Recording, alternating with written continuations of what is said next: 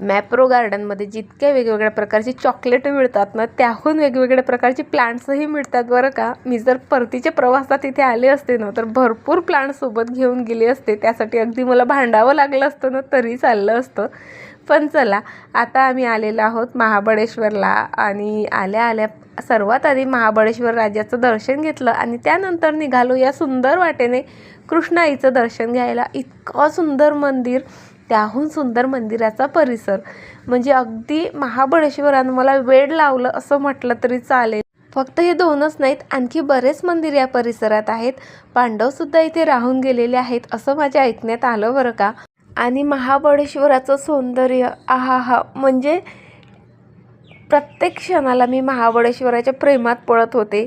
महाबळेश्वराचे हे वळणदार घाट, धुक्याची चादर आणि हिरवळ, धोधो वाहणारे धबधबे, म्हणजे निसर्गाचा एक परिपूर्ण आनंद असं म्हणता येईल. थंडगार वाहणारे वारे, कधी रिमझिम पाऊस, कधी हलकेच आपल्यासोबत खेळणारे हे ढग, आणि सोबतीला मस्त गरमागरम बुट्टा किंवा मग चाय, आणि हा मनसोक्त आनंद देणारा निसर्ग. आणखी कायच पाहिजे मनुष्याला, नाही का. आणि खरंच तुम्हालाही असा निसर्गाचा आनंद घ्यायचा असेल ना, तर तुम्ही महाबळेश्वरला नक्की भेट देऊ शकता. पण ना, एका दिवसात इथे मन भरतच नाही, म्हणून कधीही 2 दिवसाचा प्लॅन बनवून या, तरच तुम्हाला महाबळेश्वरचं सर्व सौंदर्य अनुभवता येईल. आणि जाता जाता सुंदर अशा सनसेट सोबत वेना लेकवर मस्त बोटिंग करा. बाय.